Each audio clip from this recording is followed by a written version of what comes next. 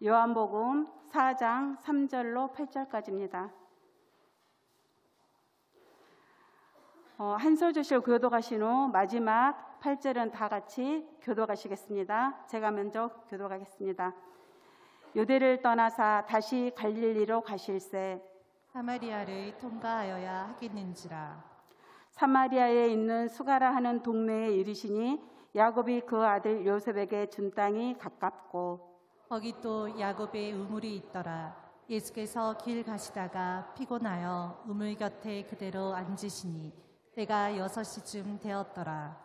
사마리아 여자 한 사람이 물을 길리러 왔음에 예수께서 물을 좀 달라 하시니 이는 제자들이 먹을 것을 사러 그 동네에 들어갔음이러라. 아멘. 담임 목사님 나오셔서 우물가에서 만난 예수님이라는 제목으로 말씀 전하실 때 많은 은혜 받으시기 바랍니다.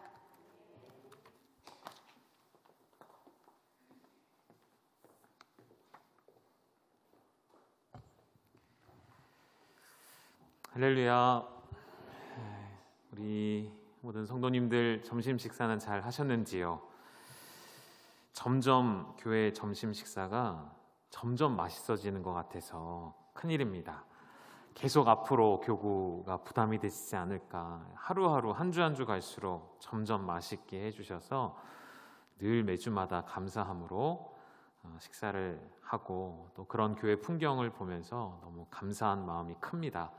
저만 그렇게 느끼는 것이 아니라 교회 우리 장로님들과 우리 모든 리더십들 모두가 다 함께 그렇게 느끼고 또 감사하고 있는 것 같습니다. 오늘 권사회 헌신 예배로 하나님께 우리 함께 예배 드리시는데요. 우리 권사님들 역시나 이런 말이 딱 어울리는 거죠. 명불허전. 우리 역시 권사님들은 그 자체로서 하나님 앞에 참 빛이 나고 하나님의 존귀한 자녀들이십니다. 찬양하시는 걸 또 보면서 그런 생각이 들었어요. 우리 권사님들은 매주 한복을 입으시면 좋겠다. 이 말 할 줄 아셨죠?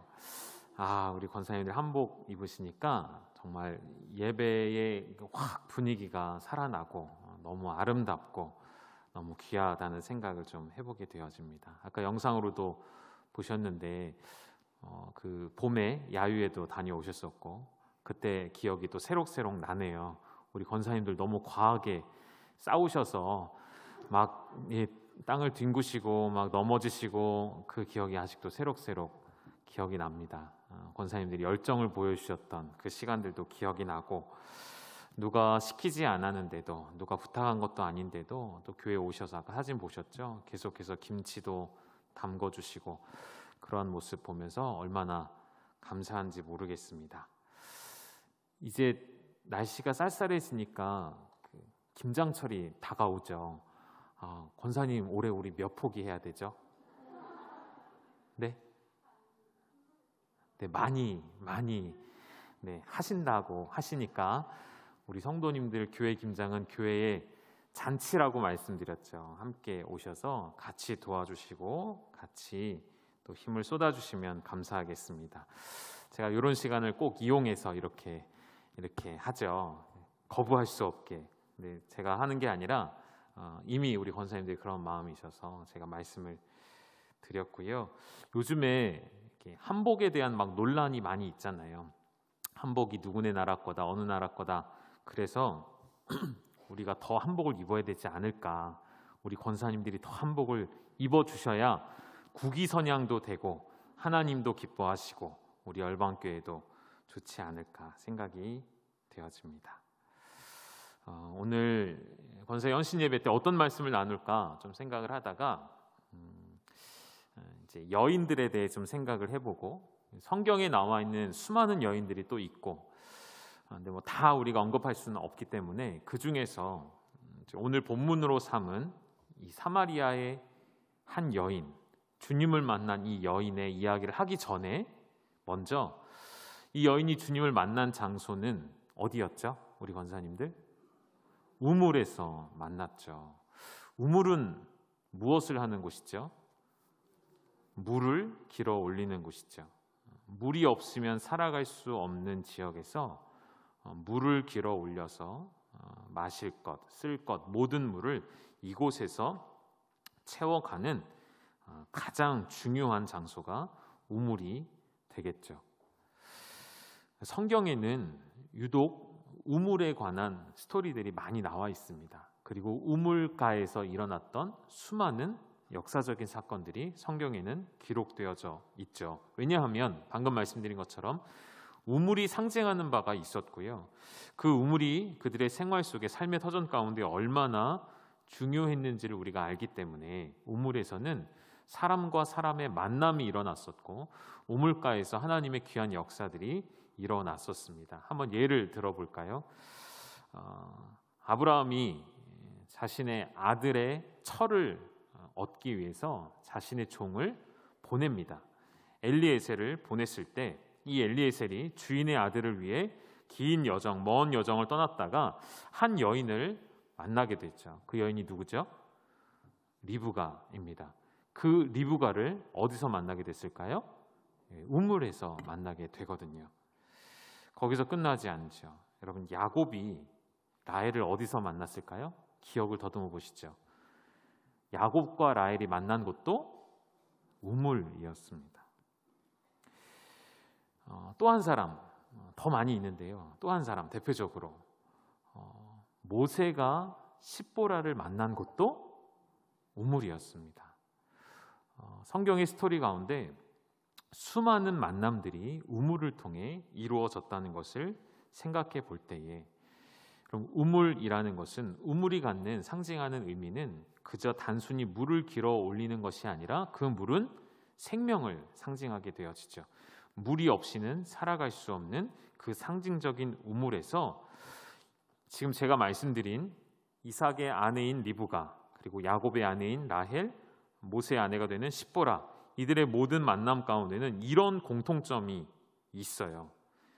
형제들의 모습이 대부분 어떤 모습으로 우물에 찾아오게 되었냐면 나그네였거나 혹은 도망자였거나, 그러니까 공통적으로 말하면 무언가를 충분히 가진 사람들이 우물에 찾아오지 않았고요.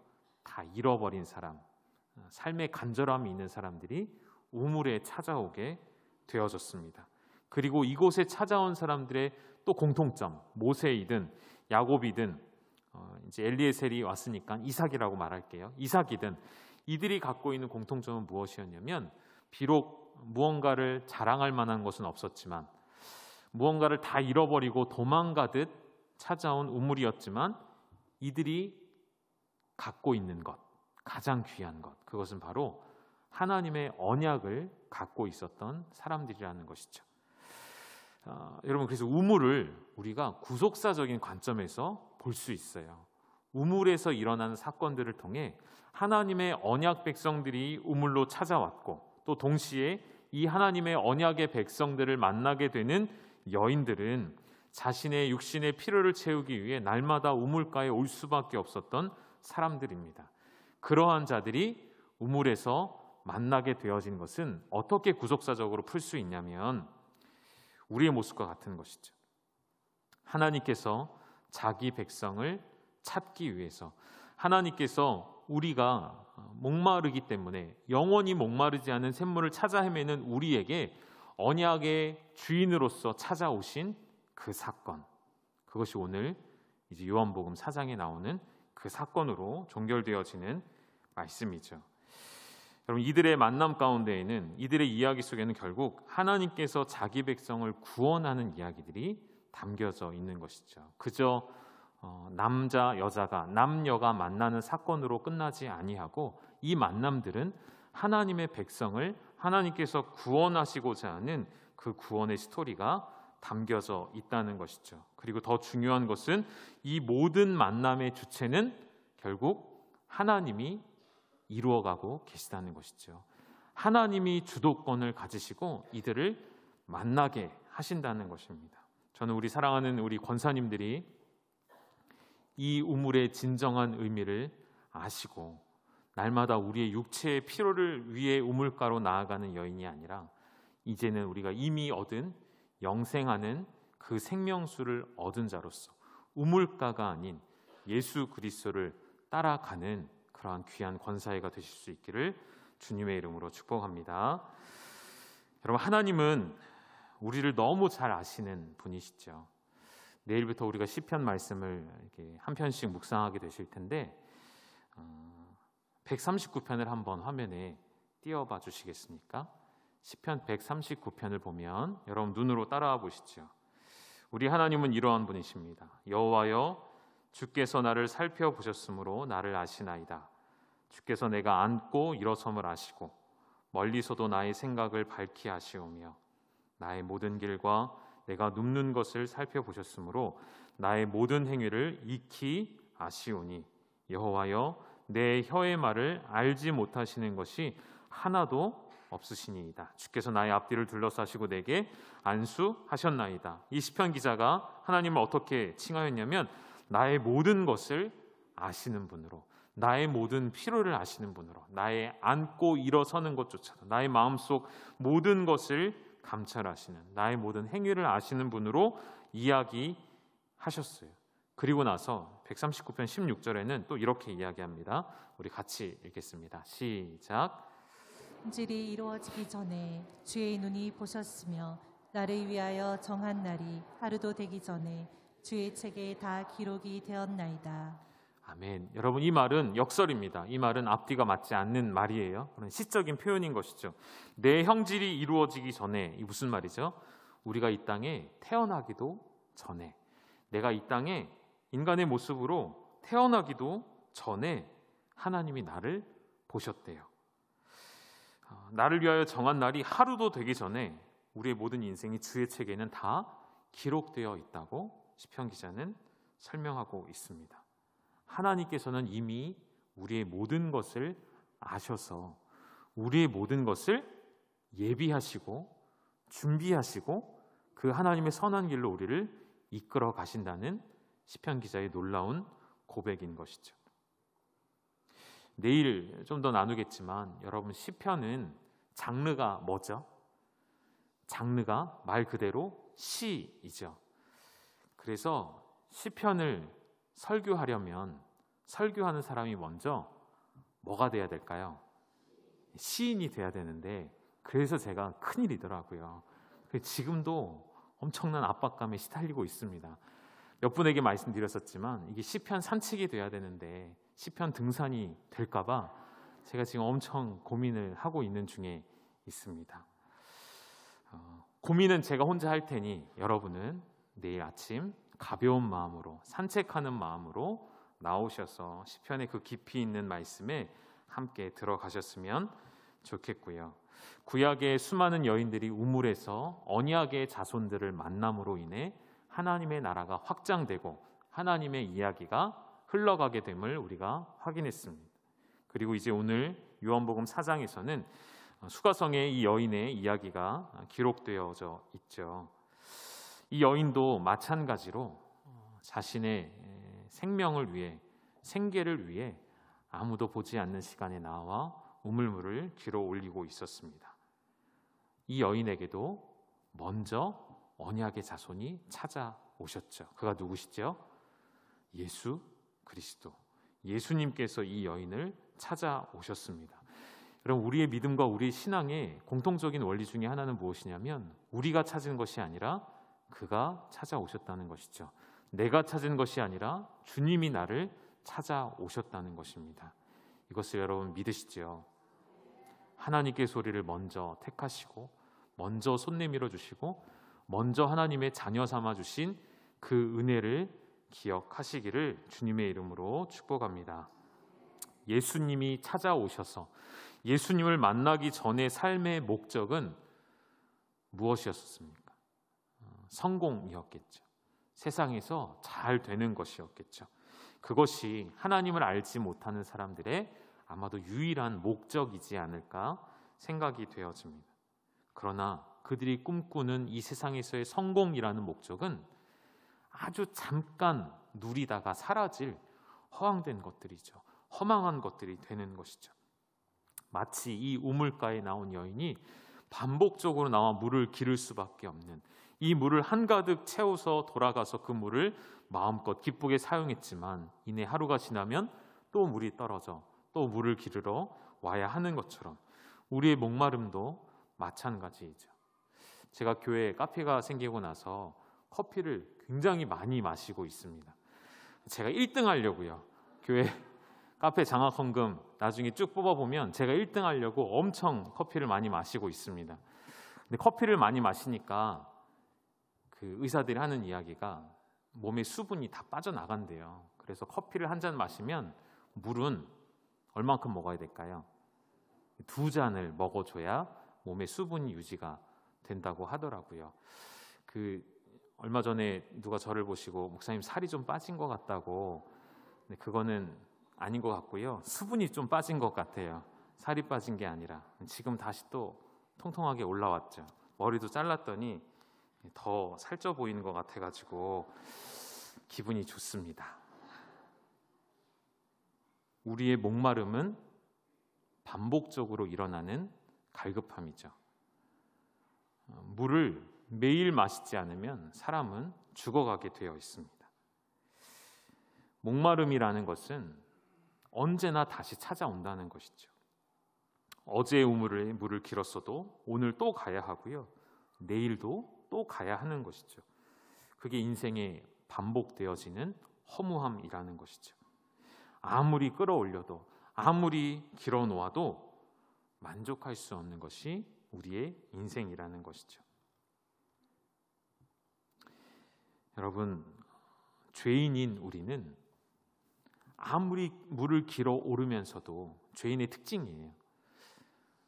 이 물을 내가 내일도 길어 올려야 한다는 것을 깨닫지 못하는 것입니다. 죄인의 특징은 반복되는 일상 속에 그렇게 하나님을 모른 채 살아가면서도 매일매일 채워줘야만 하는 우리의 육체의 한계를 알면서도 아무 의미 없이 그렇게 살아갈 수밖에 없는 것이 죄인들의 특징인 것이죠. 그림자처럼 지나가는 우리의 인생의 덧없음을 깨닫지 못하는 것, 그것이 죄인들의 특징이라는 것이죠.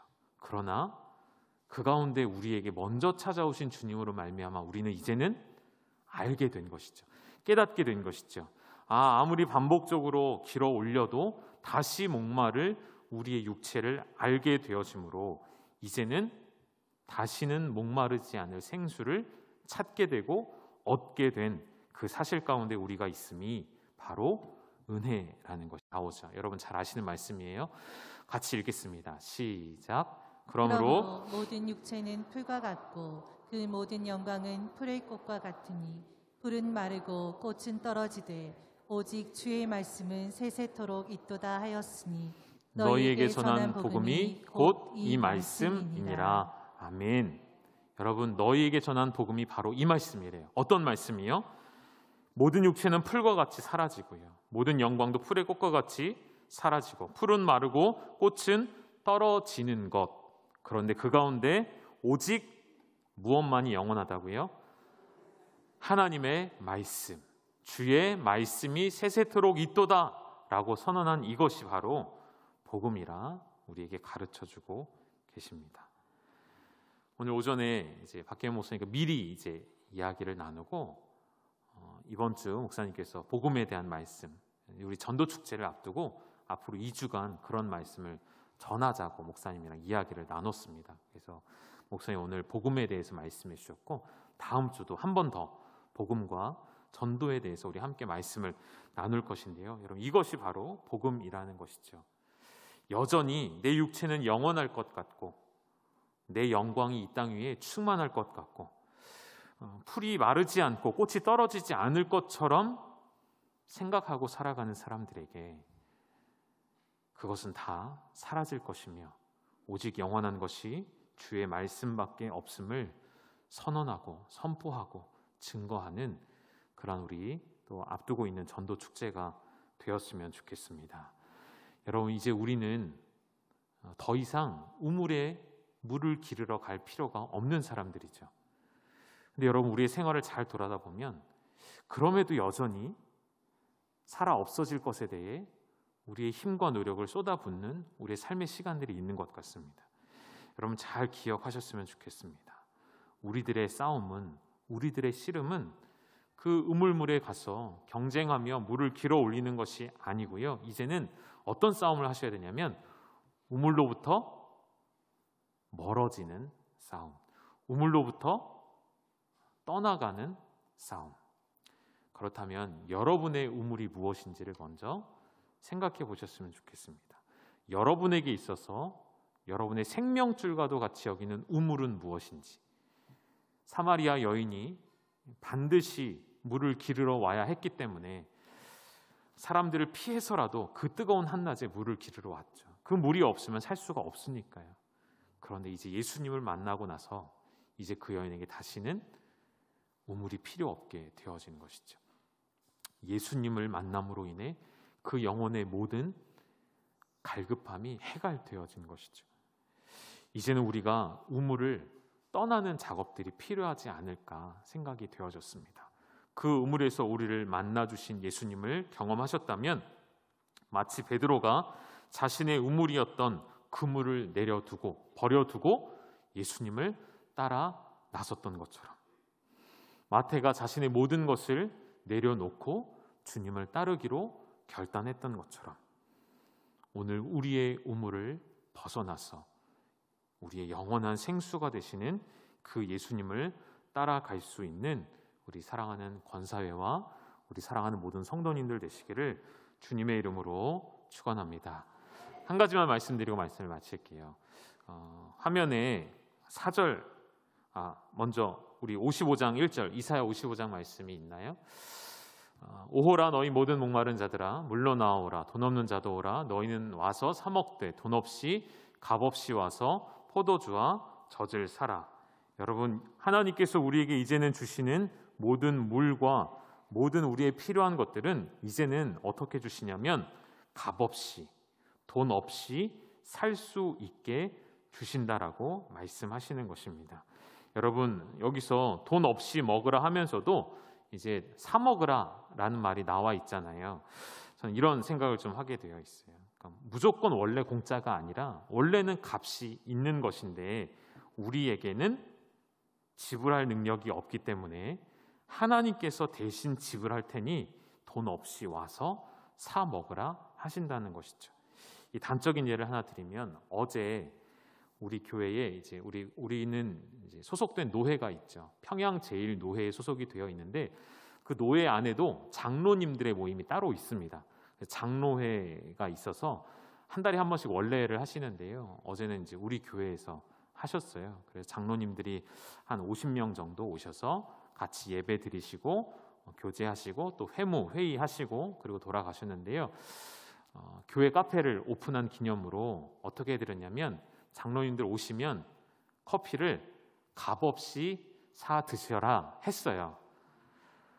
여러분, 그러면 장로님들의 입장에서는 무료로 값없이 한 잔 드셨지만 그럼 그 재료값이랑 그 모든 커피 값은 결국 누가 냈을까요? 저는 아닙니다. 저는 우리 교회 성도님들은 사드리지만 노회 장로님들까지 제가 사드릴 필요는 없는 것 같고 그건 교회에서 장로님들하고 얘기해서요. 교회에서 재정을 채우기로 그렇게 말씀을 나눴거든요. 누군가는 지불을 했다는 뜻이잖아요. 단적인 아주 쉬운 예를 들어드리는 거예요.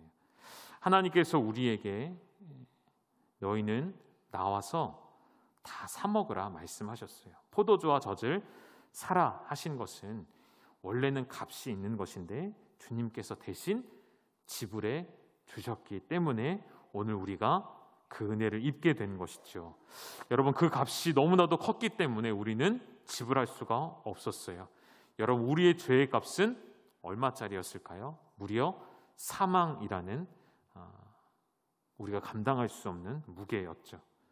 그 사망 앞에 다 죽을 수밖에 없는 우리에게 당신의 생명을 내어주심으로 대신 값을 치러 주시어서 값없이 마시게 된 우리의 인생 가운데 우리 주님은 이런 말씀을 하셨어요. 요한복음 4장 마지막 말씀 보고 마치죠. 3절, 4절 우리 같이 한번 읽으시죠. 시작. 유대를 떠나사 다시 갈릴리로 가실새 사마리아를 통과하여야 하겠는지라. 아멘. 여러분, 이 사건이 시작되어지는 서두의 이야기입니다.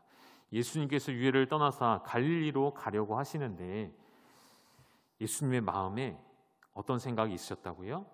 사마리아를 통과하여야 하겠는지라. 여기에 여러분 뭐가 담겨져 있는 거죠? 예수님의 의지가 담겨져 있죠. 예수님, 우리 하나님의 의지가 담겨져 있어요. 사마리아를 통과하여 가는 여정 중에 성경에는 딱 한 가지 사건만 기록되어 있습니다. 뭐죠? 오늘 바로 이 수가성 여인을 만나신 사건.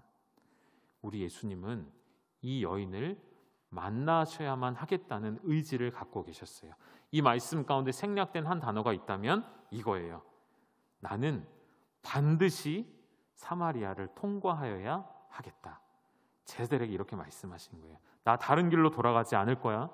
너희들 잘 기억해. 나는 반드시 사마리아 지역을 통과하여야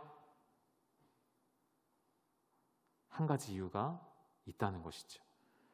내가 그 여인을 만나고 내가 그 여인의 목마름을 채워주고 그 여인에게 생명수를 주기 위해 내가 찾아가겠다는 말씀이신 것이죠. 여러분, 동일하게 우리는 그 은혜를 입은 사람들인 줄 믿습니다. 우리 주님이 말씀하셨어요. 반드시 내가 너에게 찾아가리라. 그리고 찾아오셨고 우리는 이제 영원한 생수를 마시게 되었습니다. 여러분, 다시 이제 우리는 뒤돌아가지 않고 다시 우리의 육체의 우물물을 길어 올리던 곳으로 돌아가지 아니하고 우리에게 영원하도록 영생하는 생명수를 주신 그 예수님만 따라가는 우리 권사회, 우리 열방의 모든 가족 되시기를 주님의 이름으로 축원합니다.